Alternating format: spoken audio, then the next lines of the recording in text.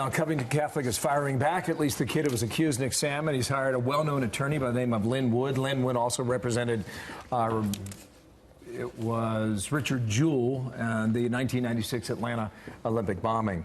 I just wanted to, they put together a 15-minute clip that involves a lot of the material that happened prior to the Native American drum, etc., which ran on for about an hour, I do believe. So the clip is out. They've got words in the bottom of the screen. This is part of how they're making their public case now. This is a bunch of future school shooters.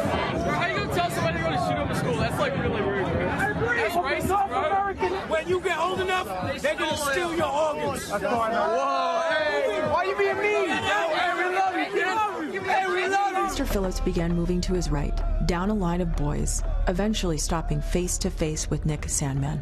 The young man remained where he had already been standing, placing his undivided attention on Mr. Phillips, who never once tried to move beyond him.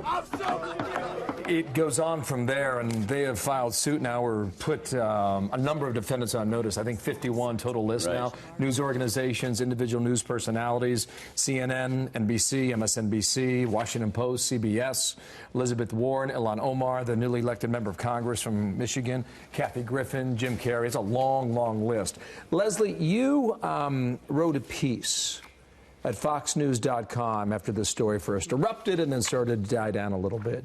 And you wrote this, you said, Covington students are still kids. Why did so many adults ignore that in the rush to condemn them? End quote. Yes. But whether it's a lawsuit for libel that's going to be victorious, I wouldn't say, and I'll tell you why.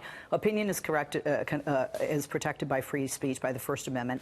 Secondly, if you put out there misinformation and then you come back and you correct that information, there's no longer libel, there's no longer slander, and in addition, what was the damage done by the defamation to the individual? So legally, those are the boxes that would have to be checked 100% in order for these 51 cases to be ruled in the Covington student's favor. You Google his name, that high school student's name, and the reaction that he received lives on. There's no question his reputation is stained, and while Leslie's right, there might not be legal remedies. I think he has every right to fight back. I think many Democrats and some in the media used this young man as a vessel for their hatred, whether it's President Trump or Republicans. I think he has every right to restore his reputation. I'm not a lawyer, but I think it's positive that they're taking some proactive steps to do just that.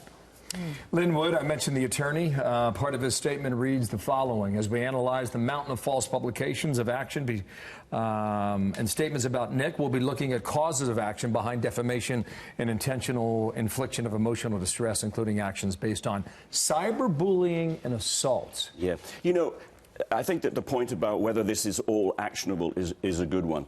There's a defense in defamation that's against something called mere vulgar abuse. And a lot of what this boy, whose reputation clearly has been stained, was subjected to was vulgar abuse by Hollywood people, by some journalists, etc.